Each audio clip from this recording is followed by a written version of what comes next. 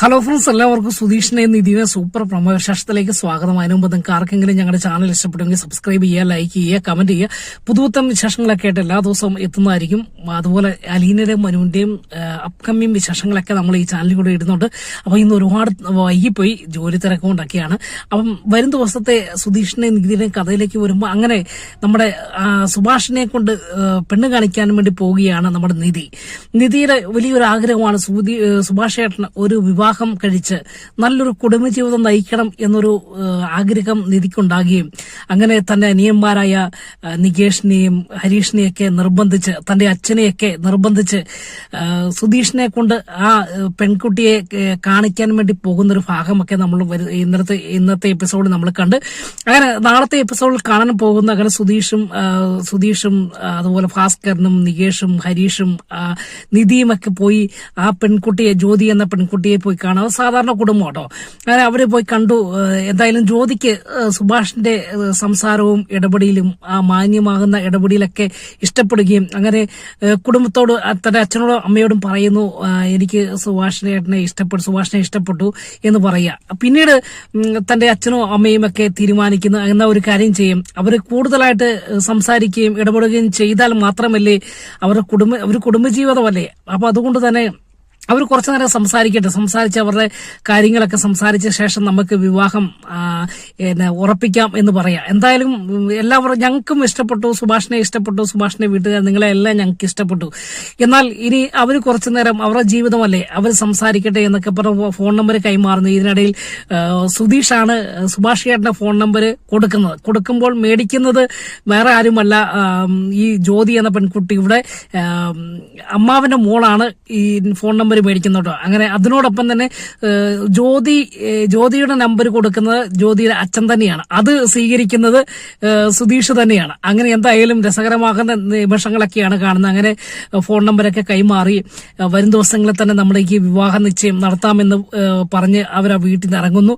അതിനുശേഷം കാണുന്നത് വീട്ടിൽ ചെന്ന് എല്ലാവരും ഒരുമിച്ച് സന്തോഷത്തോടു കൂടി നിധിയും അതുപോലെ തന്റെ അനിയന്മാരും സുഭാഷേട്ടനൊക്കെ ഇരുന്ന് ഫുഡ് കഴിക്കുന്ന ഈ സമയത്ത് നിധിയുടെ നാവിൽ നിന്ന് വരുന്നത് മൊത്തം എന്തായാലും ആ പെൺകുട്ടി നല്ലൊരു പെൺകുട്ടിയാണ്, എനിക്ക് ഇഷ്ടപ്പെട്ടു എന്നൊക്കെ പറയാണ്. അപ്പം തന്നെ അനിയന്മാരും പറയാണ്, നികേഷും അതുപോലെ ഹരീഷൊക്കെ പറയാം, ഞങ്ങൾക്കും ഇഷ്ടപ്പെട്ട് ഏട്ടത്തി എന്ന് പറയാം. അപ്പൊ ഏട്ടത്തി അല്ല എന്ന് അറിയാമെങ്കിൽ പോലും ഏട്ടത്തി എന്ന പേര് മാത്രമേ നികേഷിന്റെയും ഹരീഷിന്റെ ഒക്കെ വായിൽ നിന്ന് വരുന്നുള്ളൂ.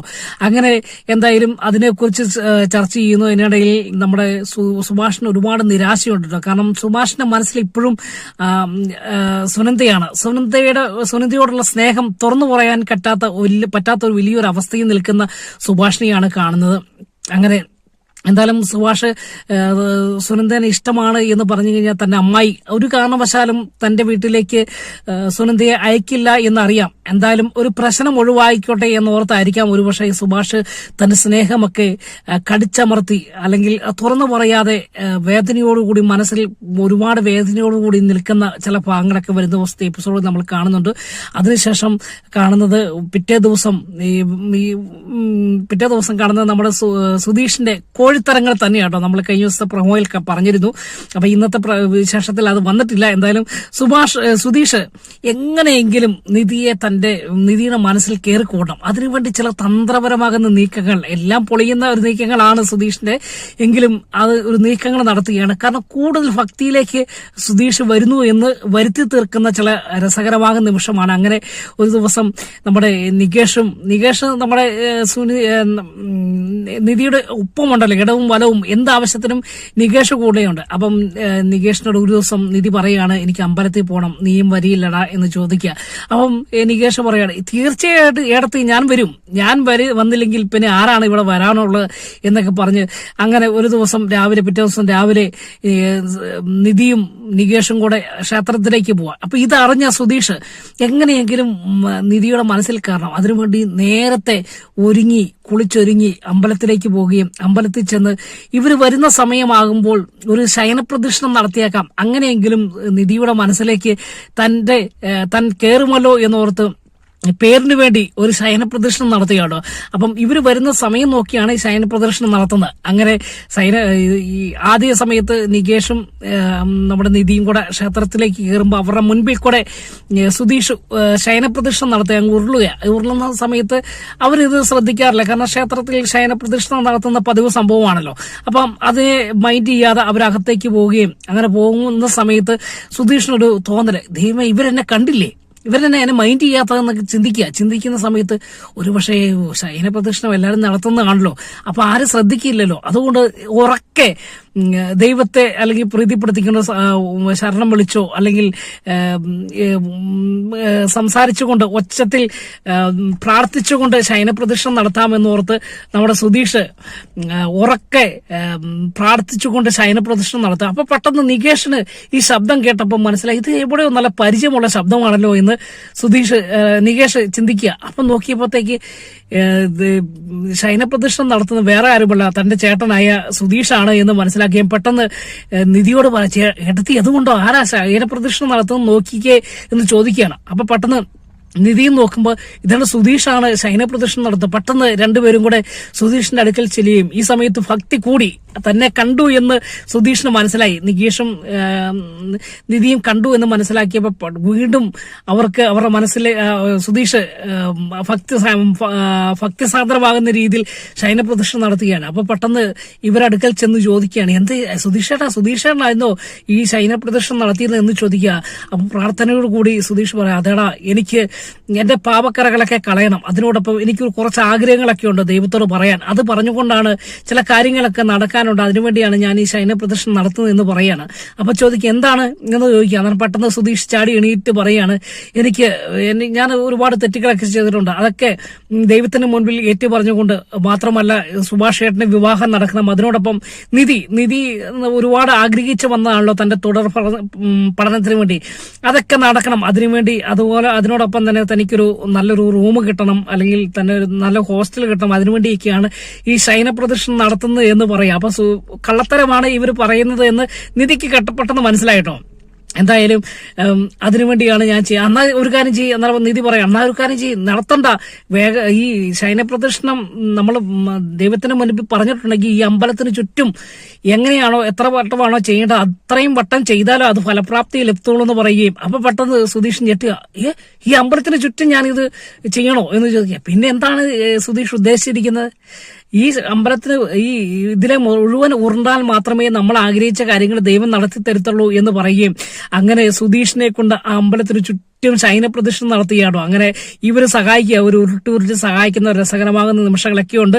അതിനുശേഷം കാണുന്ന അങ്ങനെ തളർന്നുകുത്തിയിരിക്കുന്ന സുധീഷിനെ ആശ്വസിപ്പിക്കുവാൻ വേണ്ടി നികേഷ് വന്നെങ്കിലും അതൊന്നും മൈൻഡ് ചെയ്യാതെ നിധി നികേഷുമായിട്ട് മടങ്ങിപ്പോകുന്നു. പിന്നീടുള്ള കാണുന്നത് വീണ്ടും അന്നത്തെ വൈകിട്ടത്തെ അത്താഴ സമയത്ത് നിധിയും തന്റെ അനിയന്മാരും സുഭാഷ് ആ സമയത്തില്ലോ ആഹാരം കഴിച്ചുകൊണ്ടിരിക്കുന്ന സമയത്ത് അവരുടെ അച്ഛനായ ഭാസ്കരൻ ഒരു സ്പെഷ്യൽ ഗിഫ്റ്റുമായിട്ട് വരികയാണ്. അങ്ങനെ വന്നിട്ട് നിധിക്ക് മാത്രം സ്പെഷ്യൽ ഫ്രൈ ഒക്കെ ആയിട്ട് വരികയും അങ്ങനെ അത് നിധിയുടെ കയ്യിൽ കൊടുക്കുകയും നിധിയുടെ കൊടുത്തിട്ട് പറയും, ഇതെന്തിനാണ് അച്ഛാ ചോദിച്ചപ്പോൾ മോക്ക് വേണ്ടി ഞാൻ മേടിച്ചതാണ് എന്ന് പറയാട്ടോ. അങ്ങനെ നിധിക്ക് വേണ്ടി അത് കൊടുക്കുകയും ഇത് വേറെ ആർക്കും കൊടുക്കില്ല കേട്ടോ, ഇമറയിൽ ആരും കൊടുക്കില്ല എന്ന് പറഞ്ഞ് നിധിക്ക് വേണ്ടി സ്പെഷ്യൽ ഗിഫ്റ്റുകളൊക്കെ മേടിച്ചു കൊടുക്കുന്ന ഭാസ്കരന്റെ രസകരമാകുന്ന നിമിഷവും നിധിയോട് അല്പം സ്നേഹം പ്രകടിപ്പിക്കുന്ന നിമിഷങ്ങളൊക്കെ വരുന്ന ദിവസത്തെ എപ്പിസോഡിൽ കാണാം. അതിനുശേഷം കാണുന്നത് ഈ സമയത്ത് പെട്ടെന്ന് ഏതായാലും തന്റെ ഭാസ്കരൻ അവിടുന്ന് പോന്നു കഴിഞ്ഞപ്പോൾ നിധി എല്ലാവർക്കും ആ ആഹാരം പങ്കിട്ട് കൊടുക്കുന്നത് ഒക്കെ നമുക്ക് കാണാം. തന്റെ സ്നേഹം എല്ലാവരോടും പ്രകടിപ്പിക്കുന്ന ഒക്കെ നിമിഷങ്ങൾ നമ്മൾ കാണാം. അതിനുശേഷം കാണുന്നത് ഈ സമയത്താണ് നമ്മുടെ ഈ ജ്യോതി നിധിയുടെ ഫോണിലേക്ക് ഫോൺ ചെയ്യുകയും അങ്ങനെ നിധി ജ്യോതിയുമായിട്ട് സംസാരിക്കാൻ എന്തുണ്ട് വിശേഷം എന്നാണ് എങ്ങനെയാ സുധീഷേട്ടനുമായിട്ട് സംസാരിച്ചോ എന്നൊക്കെ ചോദിക്കുന്ന സമയത്ത് ജ്യോതി പറയുകയാണ്, ഞാൻ സംസാരിച്ചു ചേച്ചി, പക്ഷെങ്കിൽ എനിക്ക് ഈ വിവാഹത്തോട് താല്പര്യമില്ല, ഞങ്ങൾ തമ്മിൽ ഒത്തുചേരില്ല.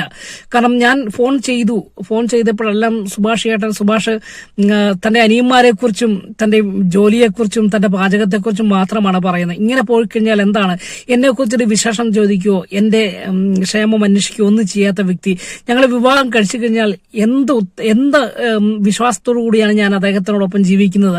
അദ്ദേഹത്തിന്റെ കാര്യം മാത്രമേ ഉള്ളൂ, മറ്റുള്ളവരുടെ കാര്യത്തെക്കുറിച്ചൊന്നും ഒരു ചിന്തയില്ല. അതുകൊണ്ട് സോറി ചേച്ചി, എനിക്ക് ഈ വിവാഹത്തിന് താല്പര്യമില്ല, ഞങ്ങൾ ഇതിനോട് ചേർന്ന് പോകുന്ന ഒരു ബന്ധമല്ല എന്ന് പറഞ്ഞ് ഈ ജ്യോതി ആ ബന്ധം സുഭാഷുമായിട്ടുള്ള ബന്ധം ആ വിവാഹാലോചന അവിടെ മുടങ്ങിപ്പോവുകയും ചെയ്യുന്നൊരു ഭാഗമൊക്കെ ഉണ്ട്. ഇത് വലിയൊരു നിരാശയിലേക്ക് എത്തുകയും അങ്ങനെ നിധി പലപ്പോഴും ആ സമയത്തൊക്കെ ഒന്ന് ജ്യോതിയെ നിൽക്കാൻ അല്ലെങ്കിൽ ജ്യോതിയോട് കാര്യങ്ങൾ പറഞ്ഞ് മനസ്സിലാക്കാൻ ശ്രമിക്കുന്നുവെങ്കിലും ജ്യോതിക്ക് സുഭാഷിന്റെ ഇടപെടലും സംസാരവും ഇഷ്ടപ്പെടാതെ വരികയും അങ്ങനെ 14ാമത്തെ വിവാഹവും സുഭാഷിന്റെ മുടങ്ങിപ്പോകുന്ന ഒരു ഭാഗമൊക്കെ നാളത്തെയും എപ്പിസോഡിൽ കാണാം. അതിനുശേഷം കാണുന്നത് നമ്മൾ ഈ സമയത്ത് വളരെ നിരാശയോടുകൂടി നിധി ഒരു കാര്യം തീരുമാനിക്കുകയാണ്. എന്തായാലും സുഭാഷ് ഏട്ടന്റെ മനസ്സിൽ സുനന്ദയുണ്ട്, സുനന്ദയുടെ മനസ്സിൽ സുഭാഷ് ഏട്ടനുമാണ്. അതുകൊണ്ട് എങ്ങനെയെങ്കിലും സുഭാഷ് ഏട്ടന് വേണ്ടി സുനന്ദയെ ആലോചിക്കുക എന്ന് തീരുമാനമെടുക്കുകയും അങ്ങനെ തന്നെ അനിയന്മാരോട് നികേഷിനോടും ഹരീഷിനോടും സുധീഷിനോടും ചോദിക്കുകയാണ്, നിങ്ങൾ നിയമപരമായിട്ട് അല്ലെങ്കിൽ ആചാരപരമായിട്ട് സുനന്ദയെ വിവാഹം ആലോചിച്ചിട്ടുണ്ടോ എന്ന് ചോദിക്കുമ്പോൾ ഇല്ല, ഞങ്ങൾ ആലോചിച്ചിട്ടില്ല, അതിന്റെ കാര്യമില്ല ചേച്ചി ഏട്ടത്തി എന്ന് പറയാണ്. കാരണം സുനന്ദയ്ക്ക് സുഭാഷ് ഏട്ടനോട് ഇഷ്ടമാണ്, സുഭാഷ് ഏട്ടന് സുനന്ദയോട് ഇഷ്ടമായിരിക്കാം, പക്ഷെങ്കിൽ ഇതുവരെ ഞങ്ങൾ അങ്ങനെ ഔദ്യോഗികമായിട്ട് ഞങ്ങളൊരു വിവാഹാലോചന നടത്തിയിട്ടില്ല എന്ന് പറയാണ്. അപ്പം നിധി പറയാണ്, അതെന്താണ് അങ്ങനെ ചെയ്യാത്തത്? സുഭാഷ് ഏട്ടനെ കുറിച്ച് നിങ്ങൾക്ക് യാതൊരു ഉത്തരവാദിത്തവും ഇല്ലേ? അത് നമ്മൾ ചെയ്യേണ്ട രീതിയിൽ ചെയ്യണമെന്ന് പറയുകയും അതിന് നമ്മൾ ഒരു ദിവസം നമുക്ക് അവിടെ പോകണമെന്ന് പറയാം. അപ്പം ഈ തന്നെ അനിയന്മാരും നികേഷും ഹരീഷും അതുപോലെ മറ്റുള്ളവരൊക്കെ അതിനോട് യോജിക്കാതെ വരികയും ഒടുവിൽ നിധി മാത്രം നമ്മുടെ സുനന്ദയുടെ വീട്ടിലേക്ക് പോയി വിവാഹാലോചന നടത്തുകയും ചെയ്യുന്നൊരു ഭാഗമൊക്കെ വരുന്ന ദിവസത്തെ എപ്പിസോഡിലുണ്ട്. ആ സമയത്ത് നിധിക്ക് ഏൽക്കേണ്ട പഴിയും അല്ലെങ്കിൽ അപമാനവുമൊക്കെ നമുക്ക് വരും ദിവസത്തെ എപ്പിസോഡിൽ കാണാം. അങ്ങനെ സുനന്ദയുടെ വീട്ടിൽ ചെന്നപ്പോൾ സുനന്ദയുടെ അമ്മയും സുനന്ദയുടെ അച്ഛനും അമ്മയും നിധിയെ അവിടുന്ന് അപമാനിച്ചിറക്കി വിടുകയും അങ്ങനെ വളരെ നിരാശയോടുകൂടി നിധി തന്റെ സുധീഷിന്റെ ഒക്കെ വീട്ടിലേക്ക് മടങ്ങിപ്പോവുകയും ചെയ്യുന്ന ചില രംഗങ്ങളൊക്കെ വരുന്ന ദിവസത്തെ എപ്പിസോഡിൽ കാണാം. അതിനുശേഷമുള്ള എപ്പിസോഡുകളൊക്കെ വളരെ ടെസ്റ്റോട് കൂടിയുള്ളതാണ്. അപ്പൊ ഞങ്ങളുടെ ചാനൽ ഇഷ്ടപ്പെട്ടെങ്കിൽ തീർച്ചയായിട്ടും സബ്സ്ക്രൈബ് ചെയ്യുക, ലൈക്ക് ചെയ്യുക, കമന്റ് ചെയ്യുക. അപ്പോൾ ജോലി തിരക്കുകൊണ്ടാണ് നമ്മൾ വൈകി ഈ വിശേഷങ്ങളൊക്കെ ഇടുന്നത്. അപ്പോൾ നിങ്ങളുടെ വലിയേറെ സപ്പോർട്ട് പ്രതീക്ഷിച്ചുകൊണ്ട് വീണ്ടും കാണും വരെ എല്ലാവർക്കും ഗുഡ് ബൈ.